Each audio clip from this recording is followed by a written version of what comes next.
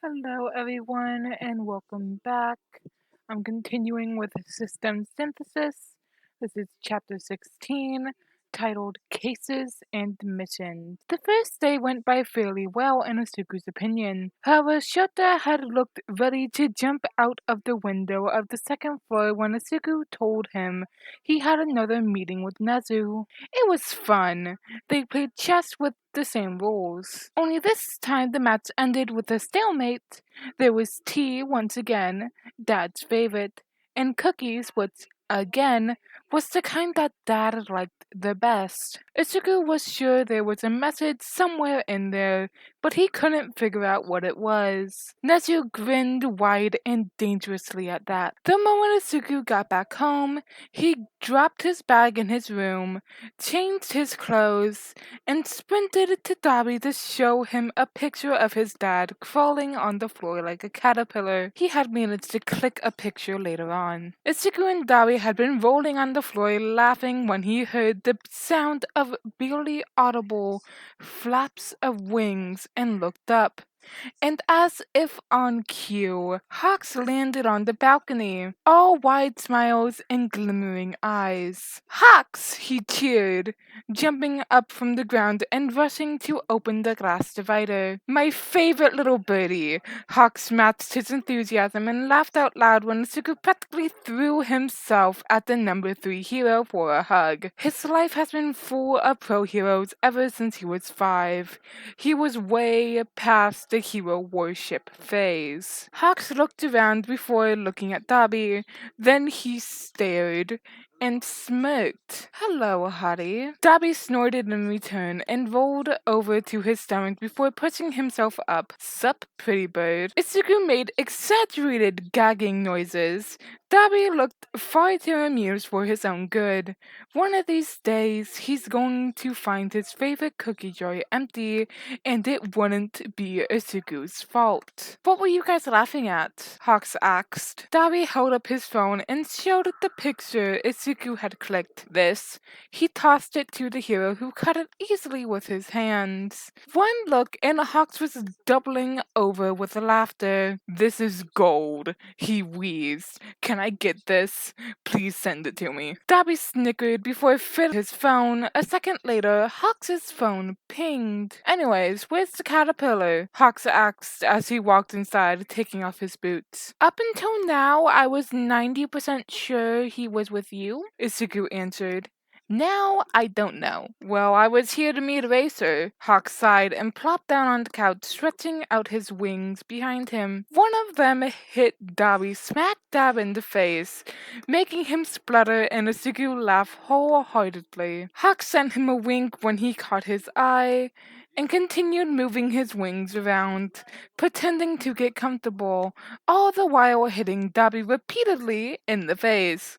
Dabi finally managed to grab the fluttering wing and push it out of his face. "Mind moving these, pretty bird?" Dabi asked, half irritated and half threatening. "Before I burn 'em?" Hawk stared at him, eyes slightly narrowed, before moving his wing. Just a tiny bit. Dabi huffed and rolled his eyes before he shifted on the couch.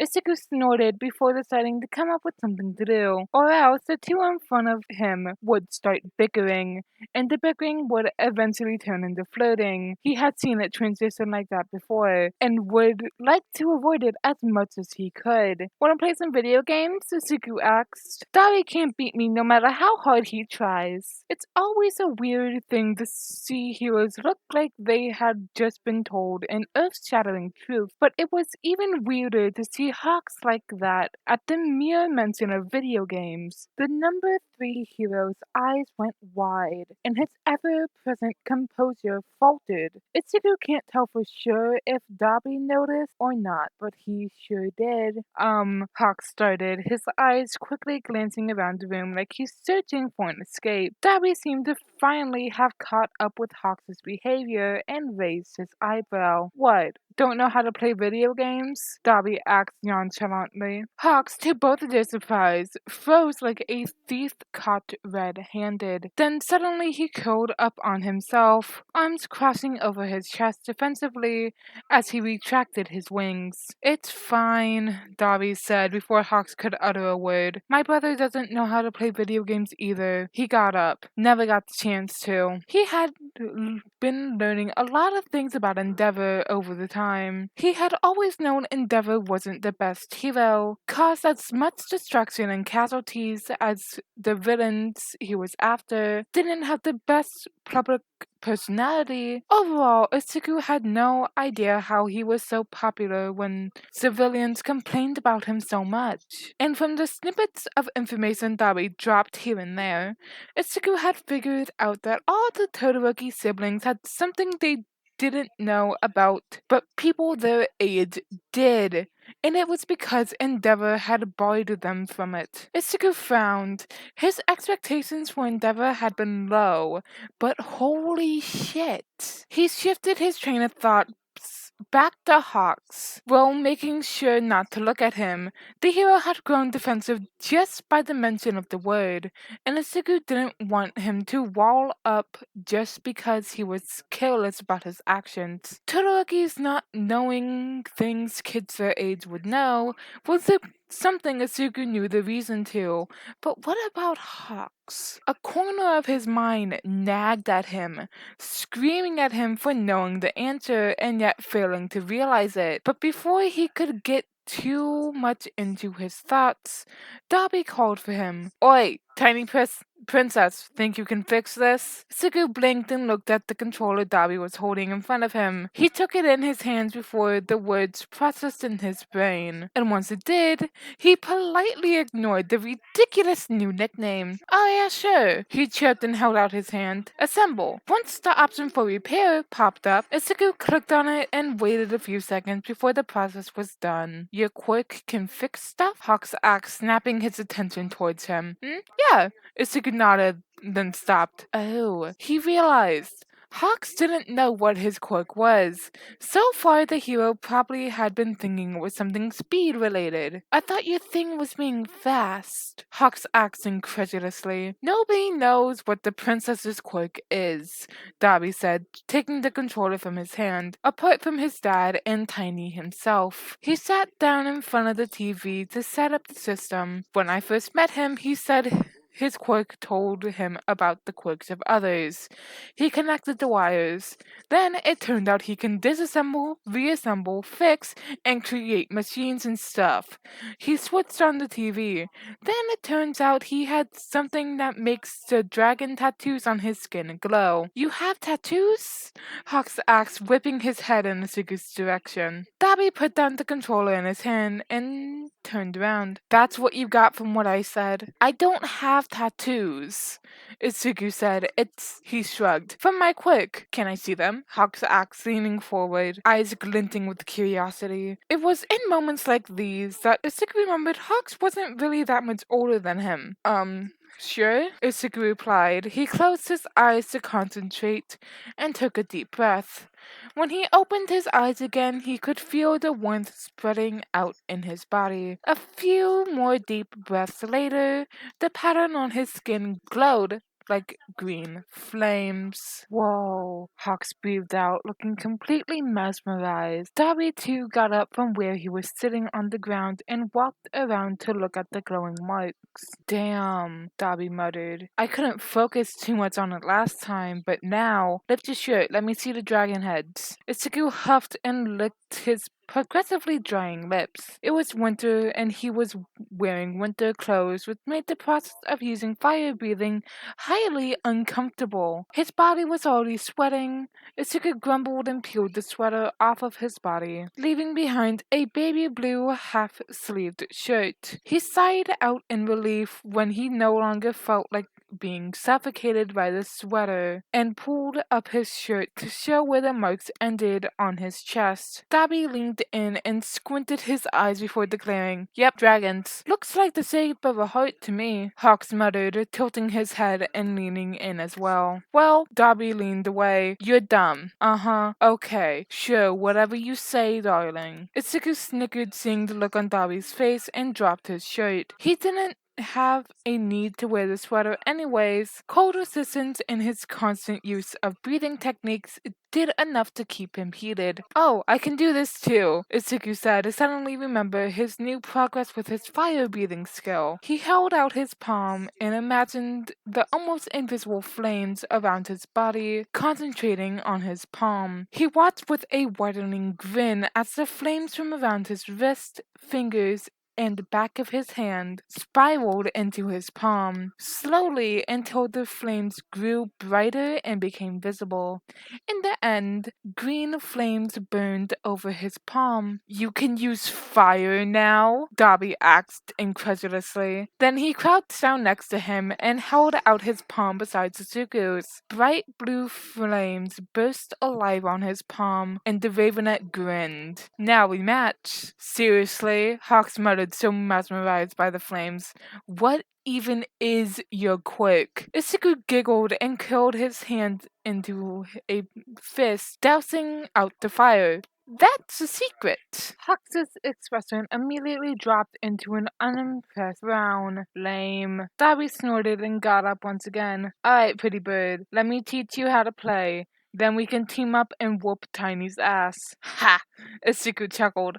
"As if. Keep watching, buddy," Dobby replied. 2 hours later, Dobby and Hawks were yelling at each other while Isuku snickered madly next to them. Hawks, to his credit, picked up on the how-to of the whole shebang pretty quickly, and after the first hour, he was actually decent at playing and controlling. So the two of them decided to team up together and challenge Isuku to a competition. They had played 6 rounds so far, and the two were yet to win a single round, which led to their current circumstance. That is, Hawks and Dobby insulting each other, jabbing each other with their elbows, and Isuku rolling on the floor, laughing and wheezing with his arm clutched around his aching stomach. "I will fucking kill you, you overrated pigeon," Dobby shouted, pushing Hawks aside with his legs while controlling the speed of his character. "I will seismic toss you," Hawks yelled back, stretching his wings to bar Dobby's vision. "That show is ancient," Dobby scoffed, pushing the wing out of his face. "And you don't have a dragon-based quirk. Shut it. Get the fuck out of my way. No, you, bitch, turd." Isuku watched as Hawks deliberately targeted Dobby's character and pushed him off the tracks even though they were on the same team, and doubled over into another peal of laughter. Soon, his ear picked up the sound of the front door clicking open. He lifted himself to see his dad appear down the hallway, eyebrow raised and face screaming that he was certainly regretting his life's decision. "I don't remember my house turning into a daycare," he said blandly. "Eraser!" Hawks chirped, getting distracted for a moment.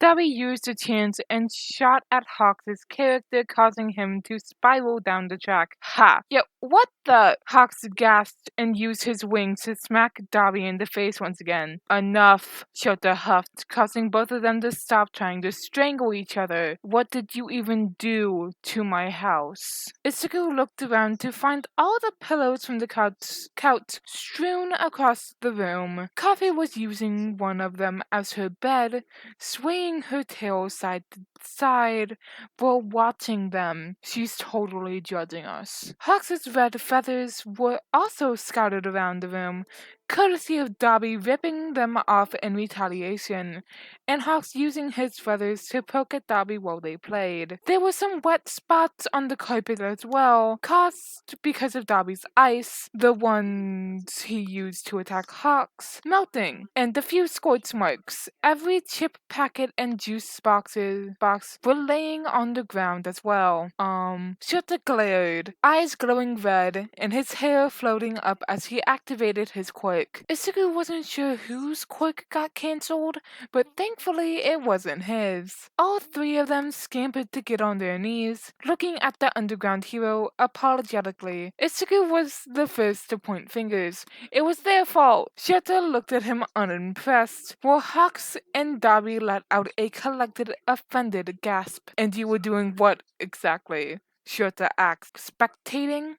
Isuku lowered his hand and looked at his dad sheepishly before answering. Winning? Uh-huh. And what about you two? About that, I'm going to go take a shower because I'm fucking tired. And by the time I come back, I want all of this, Shota pointed to the mess, cleaned up. Am I understood? Yes, sir, the three of them replied in chorus. Good, Shota replied, his hair dropping and his quirk deactivating. Dabi sighed in relief. Huh, so it was his quirk that got erased. Before trudging over to the bathroom, Shota let out a tired sigh as he waited for the detective to come out of the police station. Technically, he didn't need to be here, but Shota would come and check the progress every now and then. Dabi's case was finally taking shape and ready to be taken to the court. At first, Shota hadn't expected it to take this long. Sure, it would take time to collect evidence without Endeavor knowing about it,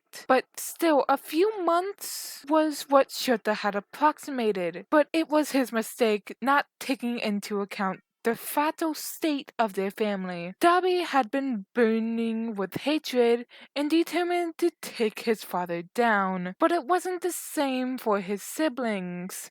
His sister had been hesitant at first, a walking ball of anxiety who had paled the moment Tsukatsu first introduced the case to her, ready to shut down the offer until Dabi stepped in. Natsuo, however, was on board with the case, eyes teary but burning with determination as he looked at his assumed dead brother. Natsuo later on admitted he wouldn't have agreed as easily if not for his sister. My sister barely speaks above a whisper at home. If she is ready to face that asshole, what kind of brother will I be if I can't support her? It wasn't his first time dealing with children abused by their parents, but more often than not, they were terrified of going against their parents. The way they agreed with comparative ease was somewhat surprising. It wasn't until he heard about the youngest son of the family, Todoroki Shoto, did things add up. If it had been just for them,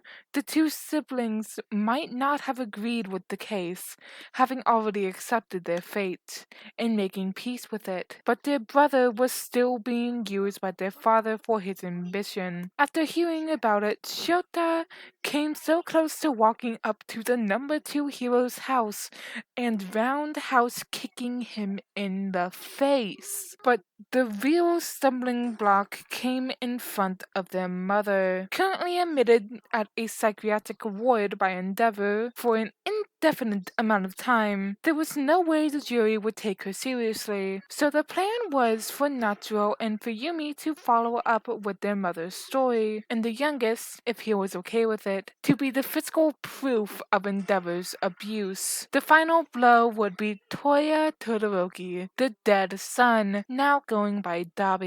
As soon as he was brought up, along with the biological tests to prove his relation to Endeavor, the case was pretty much won. But the problem was, it was next to impossible to secure a private meeting with Todoroki Rei without Endeavor finding out about it. The only way was for someone from the Todoroki family to visit her. That's when Fuyumi voiced out to help. But the problem was, only a detective can take an interview and have it permissible at the court, which meant Fuyumi would have to be trained to become a legal detective. When Shota realized the case was going to last longer than a few months, he took the responsibility of fostering Dabi. They couldn't enter him into the system without Endeavor, but Shota, with his status as an underground hero and fostering license, could. Now that was the easier half of the case. The more complex part was charges related to hero work. It didn't take long for them to collect more than enough evidence to have his hero license revoked. Half of the proof came from the data Suku collected while shit talking the hero. But the problem was the HPSC and Hawks. Shota had always known that the connection between the Commission and the poster hero Hawks was something he wouldn't want to touch with a 10-foot pole. But of course he did end up involved with it. It was hard not to when he found the number 3 hero wounded and barely hanging on to consciousness in the corner of a dark alley. Earlier that day, Shota had heard about the fight between the number 3 hero and a gang of people having fire and water-based quirks, both of which were a bad quirk matchup for Hawks. But of course, Hawks was a competent hero and actually good at what he does, and so he fought. In the end, he got injured badly and somehow crashed into an alley. Despite having half of his wings charred black, soaking wet down to his bones, and bleeding from multiple places, he refused to go to a hospital, freaking out and almost throwing hands with him. When Shota crouched down, hand raised in a placating manner, and looked at the hero's terrified eyes, he recalled that even if he was the number 3 hero, Hawks was still a kid, an adult for barely 2 years. In the end, Shota had taken him to an underground healer hero. After his injuries were healed, Hawks had left after a thank you and later on sent a thank you gift. Shota had thought that was that, and decided to let it go even if the terrified look on the hero's face kept on nagging him. However, a week later, a call came from an unknown number. How Hawks got his number was beyond him, but of all the things he hadn't expected the hero to ask him for help. When he had asked why him of all people, Hawks had answered it was because he was the only hero he knew who would help him without the hero commission interfering, which was true. Shota had caught several heroes committing crimes and had made sure the license were revoked despite the commission intervention. As much as the commission liked to protect their heroes, they cared about their own image above anything else. Several cases had been won easily because the commission threw the arrested heroes under the bus, cut off all connections, and refused to help. And now the commission's favorite hero was asking for help to save him from the commission. If that didn't ring alarm bells in his head, Shota doubted anything else would. Shota knew that the hero commission was rotten to the core and was one of the major reasons, apart from his quirk, why he went underground.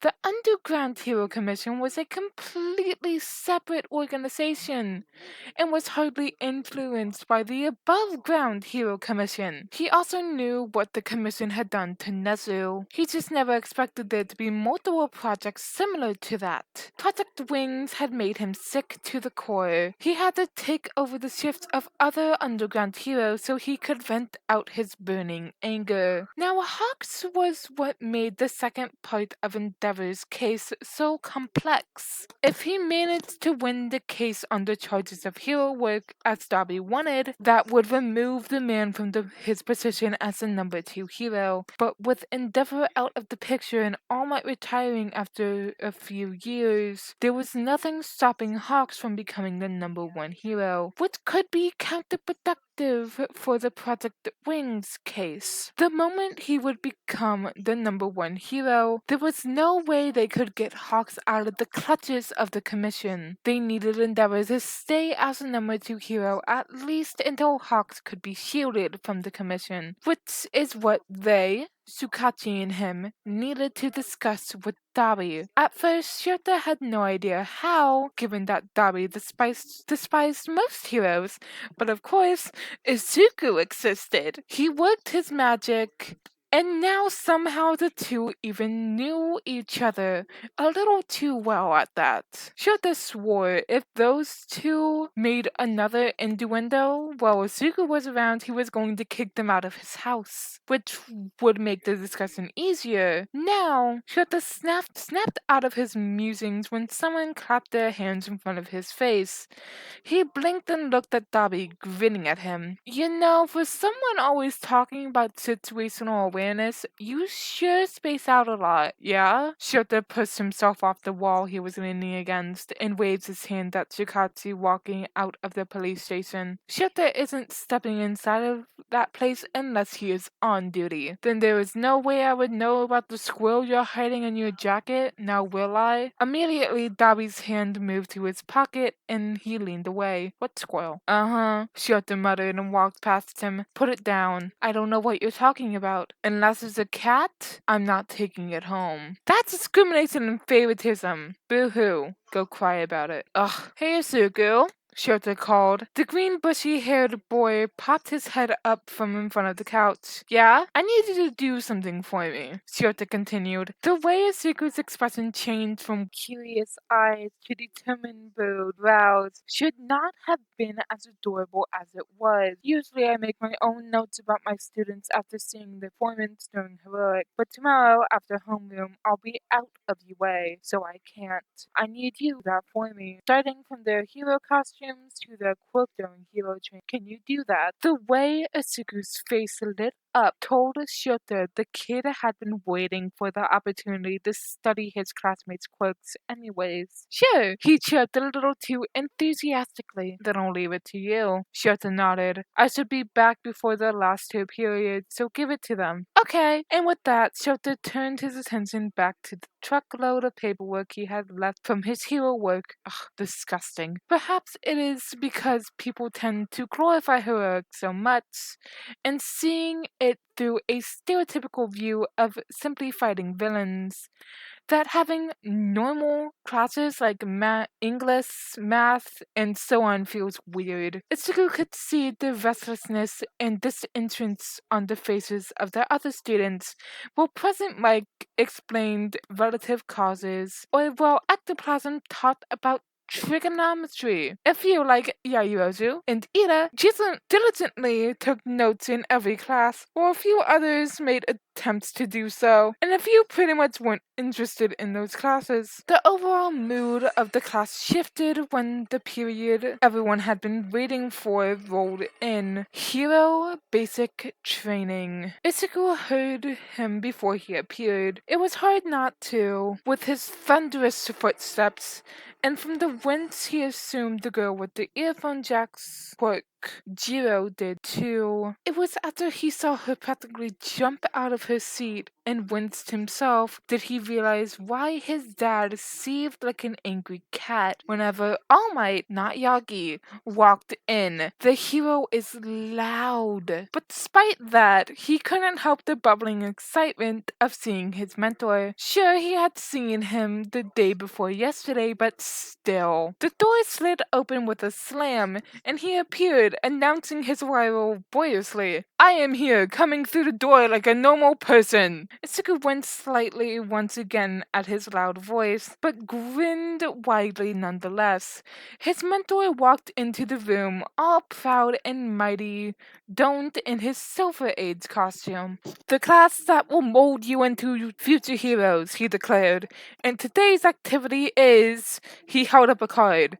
Capture the flag. Suku blinked. Huh, I was 90% sure I saw him make a battle training card yesterday. What? Shigaraki blinked. Battle training on the first day? Like most of them haven't even had the chance to use their quirks up until now. He spun around and looked at Nana. I said he was a good hero. And the kid, Nana said. Bosumari looked at her judgingly. Didn't say anything about teaching. I'm like 90% sure 8 gets this from you. And muttered, Hey! Anyways, when did he change it? I'm 85% sure I saw your dad have a talk with him yesterday evening, and replied. 8 looked pale afterwards. Oh well. Siku shifted his attention just as All Might brought out the suits.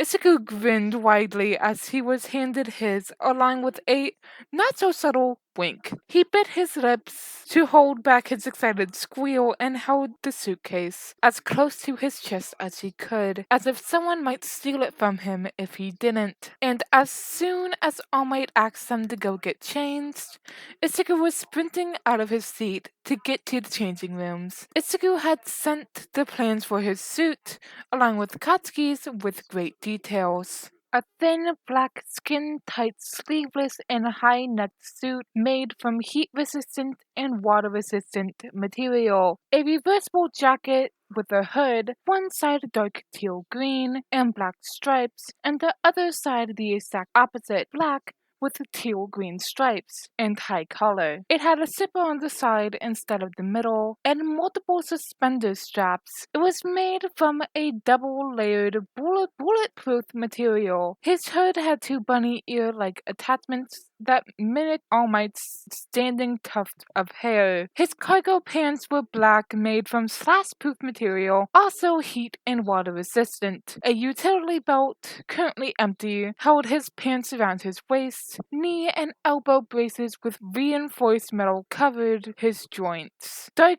green boots with specialized soles to soften his landings from tall heights and not burn when he ran fast. Reinforced with metal to strengthen his kicks. He finished his outfit with a mechanical mask with respirator made to protect his chin and teeth from any kicks. Once Isugu was finished wearing his suit, which took him a grand total of 5 minutes, he could hear his dad nagging about the illogical amount of time it took. He walked out and waited for his friend. It took another minute before Katsuki walked out, wearing the suit he had designed. Isugu practically bolted to his side, jumping on his toes while looking at him expectantly. His expression basically screamed to be given feedback. Katsuki flinched and leaned away, looking at him with a half glare and half judgment in his eyes. What the fuck, nerd? Your suit, how is it? Is it too tight? Do you like the design? And Isugu asked, and he trailed and looked around before tapping on his ears. He saw Katsuki's expression turn sour. How the fuck did you know about it? Katsuki growled. Isugu shrugged, fiddling with the straps on his jacket. Noticed? I'm sorry. I know I should have asked, but I knew you would have rejected the idea. It's weird, Katsuki interrupted, not willing to put up with his rambling, and pawed at his ears. It's itchy and it's sticking into my skin. Isugu frowned, taking mental notes. Okay, and any other problems? The neck brace is a bit stiff. Katsuki tilted his head from side to side. Otherwise, he looked down at the gauntlets went to collect his nitroglycerin like sweat and made it essentially act like a controlled explosive. Although Katsuki won't be getting clearance to use it apart from weapons training. You didn't fuck up, which is as close to a good job as Isugu would be getting from his friend, so he beamed brightly and warmly. I'm glad, Katjan. The door opened once again, and the guy with red hair and shark-like teeth walked out, along with the guy with blonde hair and the electric-type quirk. They stopped once they saw him, their eyes glancing over him. Then their expressions mimicked each other, a wide smile and sparkling eyes. Man, your outfits are so dope, the blonde complimented, stepping closer towards him. Isugu quickly glanced up before smiling. Yeah, it's so manly, the red-haired beamed. Hi, I'm Ichiro Kiyoshima. Isugu Midoriya, Isugu chirped. The blonde grinned and held out his hand. I'm Denki Kawanai. Isugu smiled and held his hand, only for a sharp sensation to run up his arm. He hissed and retracted his hand instinctively. Kawanai's eyes widened when he realized what had happened and immediately spluttered. Oh my god, I'm sorry, I didn't mean to. I'm just excited because of the class and no. Isuku panicked, hoping the way he snatched his hand away didn't give the wrong message. It's fine, I understand. It's okay. It didn't hurt. I was just surprised. Kaminari pulled his hand closer to himself and pouted. I'm so sorry. Oh, it's fine. I meant it, Isuku insisted. Besides him, Katsuki ticked and rolled his eyes before stomping away. Kirishima watched him leave with an amused grin and pointed his thumb at him. What's up with him? Oh, Isugu looked at the diminishing figure of his friend. He's just like that. Anyways, let's get going. We shouldn't be late for our class. Yeah, totally. Kirishima chirped and patted Kaminari's shoulder. Come on, man, let's race to the ground. You can, what's the word? He frowned. Dissipate? Isugu hesitantly provided, wondering if Kirishima was talking about using up Kaminari's build-up energy by running. Kirishima grinned and snapped his fingers. Yeah, that! Kaminari looked at his hands. Do you think it'll work? Kirishima shrugged. Let's find out. Plus, if it doesn't, it's fine. You can use your quirk on me. It won't hurt. Huh? Kirishima held up his hand and hardened his skin, grinning. Kaminari's eyes widened and his smile returned on his face. Great, let's go! It wasn't until they had left around the corner did Isuku realize he was left alone, and spluttered, running after them. Wait, guys! Once everyone had arrived near Grand Beta, All Might started explaining the activity. Isuku had to slam his hand over his mouth and bite onto his tongue to keep himself from laughing when he saw All Might fish out a stack of flashcards. The passages, however, didn't have any restrictions like that, which meant Shigaraki and Banjo were standing next to All Might and wheezing. Nana didn't see where All Might's fault was, and Anna and Samori were busy studying the students. Ichigo himself stuck to the middle of the group while he listened to his mentor/teacher. Shall we begin, my wards? All Might said loudly, and Ichigo was starting to feel really bad for the girl with the earphone jack quirk. I really should learn their names as soon as possible. Around 10, most of the students were complimenting each other's costumes. Isuku suddenly felt a little insecure about his own costume. It wasn't anything eye-catching like Ida's full suit, or cute like Uraka's space-themed suit, or catchy like the girl with pink hair and skin, or the one with the naval laser quirk. I really should start learning their names. Isuku turned around when he heard a familiar voice, and Uraka skipped her way towards him.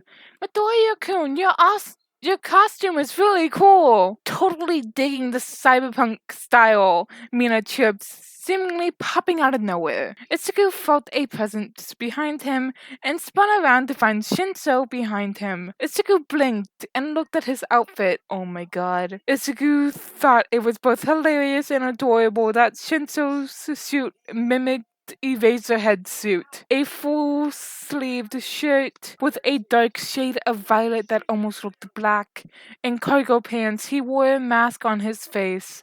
Isuku tilted his head as he eyed the mechanical mask. He knew it wasn't just a normal mechanical mask with a respirator like his own.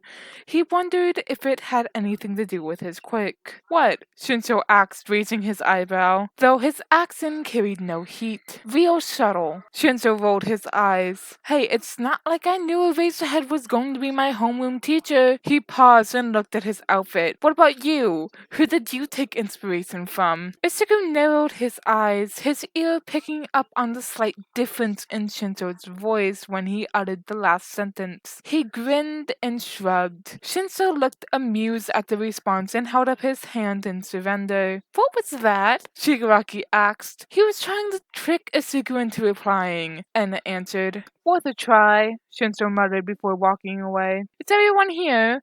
All Might asked loudly. Then let's begin. Sensei, what will we be doing? Ida asked. Oh, All Might replied, realizing he hadn't actually told them how the activity was going to proceed. He quickly skimmed through the flashcards. Good God, your dad even made corrections with a red pen, Isugu. Shigaraki sniggered. Inside Ground Beta, a perimeter has been set up, and within that set perimeter there are 200 hidden flags. The goal is to collect as many flags as you can within an hour. You will be divided into 4 teams for the mission. You are allowed to sabotage other teams and take away their flags. The flags are divided into 5 colors: white, yellow, red, brown, and black. Each color represents a specific amount of points, black being the highest and white being the lowest. The color of the flag will change automatically as you collect more flags. He switched to the next flashcard. Only 1 person per team is allowed to keep the flags. At the end of the match, only the number of flags the chosen person has will be counted. You will have 5 minutes to move to your designated positions inside the perimeter. With that, Ahmed smiled, pointing to a big box on the table. Where did that come from? Well then, little herolings, take 1 ball from the box and group yourselves as per the letter you get. A few minutes, all of them were huddling together in groups. Ichigo looked at his teammates: the quiet kid, Koda, Shinso, the girl with the mutant type quirk, Suyu, and Ichigo glanced at the guy's profile. Zero. This is perfect, Ichigo had thought. He had already formed a vague plan in his mind and couldn't wait to share with them. Hey, I'm Hanta Zero, Zero greeted, waving his hand. Ichigo Midoriya, Ichigo smiled. Shinso Hitoshi, Shinso replied lazily. Asui Suyu, Kero, Asui croaked. Koji Koda, Koda whispered so softly Ichigo almost didn't catch it. Oh my god, his voice is so sweet. So, Zero asked and looked around the Fox building. What's the plan? Shinso only shrugged and Asui shook her head. Koda visibly flinched when they looked at him and stepped back. That was enough of an answer. Finally, everyone looked at him. Ichigo tried to reel back his vibrating urge to blurt out his plan. Go on, Shinso said with a lazy grin. We know you got something on your mind. You're practically vibrating on the spot. Ichigo blushed and hunched his shoulders slightly. It's nothing great. Well, you have a plan, Asui said. That's more than we have. Right, Ichigo nodded and looked around once again. If you don't mind sharing your quirks with me, that way I can get a better idea of how to work in the plan. It's fine. Mine's brainwashing, Shinso said before Ichigo could start spiraling into self-deprecation out of his nervousness. I can create tape, Zero declared and tapped onto the cylindrical dispensers on his elbow. Again, Ichigo had so many questions he was dying to ask, but he reminded himself about the limited time and composed himself. My quirk is frog, Kero, Asui croaked. I can do whatever a frog can. It's nothing much. No, it's amazing! Ichigo blurted. If you don't mind, I would love to ask you more about it later on. Shinso leaned in and stage whispered to Asui, Run while you still can. Hey! Ichigo felt his face heat up. Yesterday, when Ichigo got to talk to Shinso after the quirk apprehension test, he had asked so many questions at once that Shinso needed a whole minute to compose himself. Ichigo turned to Koda, who made several hand movements for a second. Ichigo was confused and was about to ask what he was doing when he recognized a particular sign and recognized it to be the JSL for voice. Damn, I've still learned JSL from Saucy before. He says his quirk is called Anavoice. In short, he can talk to animals, Shinso replied. Ichigo's eyes widened and he looked at the purple head with awe in his eyes. You know JSL? Shinso looked taken aback and scratched his cheek as he replied, Yeah, I had to learn. His expression turned sour as he added, Cuts on my quirk. Anyways, what's your quirk? Ichigo recalled what he had written in the quirk declaration form and answered, My quirk is called System Synthesis, and it's going to take a long time if I try to explain it. He frowned slightly. It's complicated. Shinso shrugged, Fine by me. So what's your plan? Right, so our biggest problems are going to be with the teams of Shoji and Jiro. Ichigo started. Who's Shoji? Shinso asked. And Jiro? Shoji's the big guy who got over 540 kilograms in the quirk apprehension test, Zero answered. Shinso tilted his head as he thought.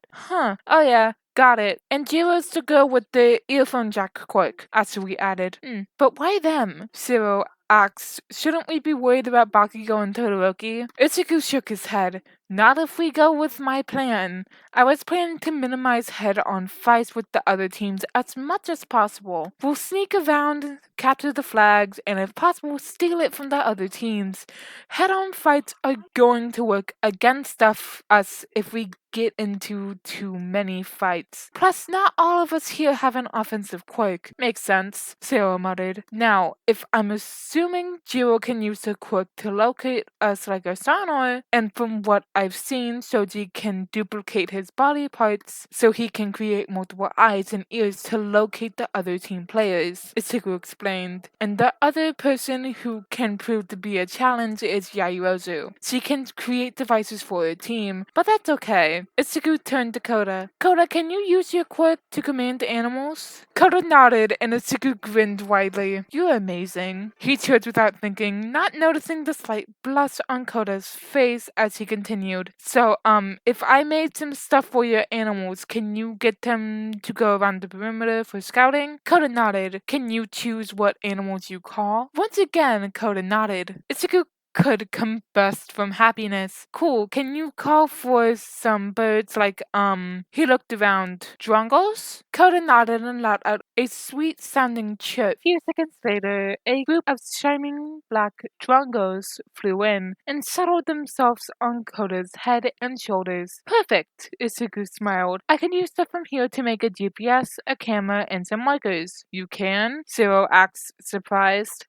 Ichigo walked to the nearest building and looked around. Just as he had been expecting, he spotted the cameras hidden inside. Grinning, he looked around until he found a server cabinet. Zero, can you get that camera for me, please? Ichigo asked politely. He opened the server cabinet, ripped open, and pointed towards the camera he had seen. Oh, sure? It took a minute to use the parts to create himself a map viewer and multiple small markers, along with it to use the CCTV cameras to make multiple smaller cameras that could be attached to the bird's legs. We can attach these to the bird's legs and have them fly around the perimeter, Ichigo explained. And as they cover the area, the map will automatically form on these. He passed a small GPS device that could be worn around their vest. We'll go our separate ways and look for the flags. Once we collected the flags, we can put the markers there. That way we won't have to waste time by going to the same location twice. Or we can use it to mark the players. Since Shiro and Shoji can hear us coming, we'll have to try being as quiet as possible, or we have to stay as far away from them as we can. Ichigo paused and walked around. I can walk around silently. I can't. I can, but it's nothing like that. How the fuck are you walking like that? I can try, Carol. Koda shook his head. It's fine, Ichigo replied. In that case, Asui and Zero can go around the edges of the perimeter before working their way in. Meanwhile, Shinso and I can work our way in the middle. Wait, why me? Shinso asked. You're quick, Ichigo chirped. You use it to make the other players give their flags, and you can make them go away from our team members. Your quirk is going to be perfect for this mission. He held up the map viewer and switched it on. It's just a grid now, but hopefully it fits with the perimeter. Ichigo mumbled to himself before holding out the map. Here, Asui and Zero, you guys take these two columns. He pointed to the two columns of the grid on either side. Whatever falls within these blocks is in your area. Shinso, you and I'll take the middle two, Ichigo said, pointing to the middle two columns. He turned to the rest. If it's okay with you guys, I say we let Koda keep the flags with him. With his quirk, he can capture flags, run reconnaissance, and sabotage other players without moving from his place. Sounds great, said Zero. I'm okay with it, Asui replied. Shinso shrugged in response. Perfect, Ichigo turned to Koda. Koda,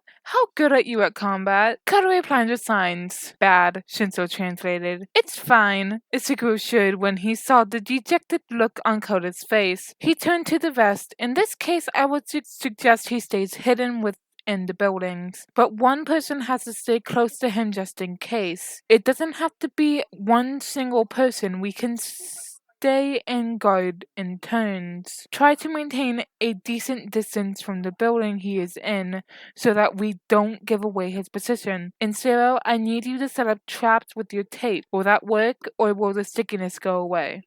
Zero tilted his head and shrugged. I don't know. I've never used them for that long, but I'd say 30 minutes? That'd be more than enough. Zero nodded. Okay, then should I use double-sided tape as well? You can do that? Isuku asked, amazed. Yeah, Zero grinned. You're amazing, Isuku complimented. Alright, another point, Isugu said. Whenever you guys come across a player from other teams, let us know. That way, we can keep track of who's where. Asui asked. Oh, say Zero saw Yayuozu or Ito or Ashiro, then from that we can guess where the rest are, Isugu explained. At that, Zero and Asui stared at him with slight discomfort. I don't think I'll be able to do that, Zero admitted. It's going to be hard, Carol. Oh, I'm sorry, I didn't mean to pressure you guys. Itsuku flustered. It's fine, I can do that part. Let me know whoever you guys come across, and I can let you know where the rest might be. Shinzo stared at him and crossed his arms over his chest. You always win at card games, don't you? Itsuku closed his mouth and looked at Shinzo, confused. What? You keep count the cards, right? My mom does that as well, and because of that habit, she started keeping mental track of other stuff, Shinzo explained. Oh? Itsuku felt his cheeks heat up, because he does keep a count of cards, and his mom and Dobby hate it. They stopped playing cards with him once they figured it out. Itsuku opened his mouth to continue, but was interrupted by All Might's loud booming voice. All my healings, your 5 minutes are over. Match starts in 10. Itsuku rushed in the last few points. We'll stand guard by Koda in this order. Asui first, Zero next, I'll go third, and Shinzo at last. Okay, they nodded. 5! All Might counted. If you hear explosions, you turn the other way and you run. Itsuku warned.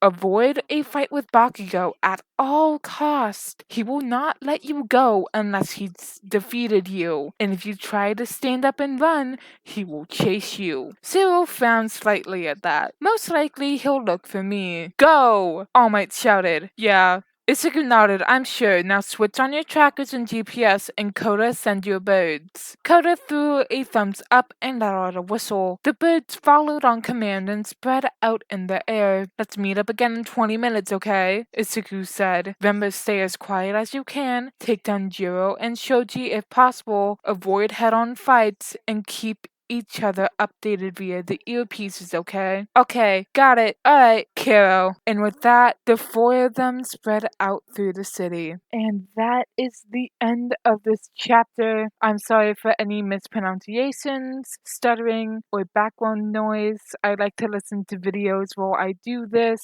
I will see you next time. Bye-bye!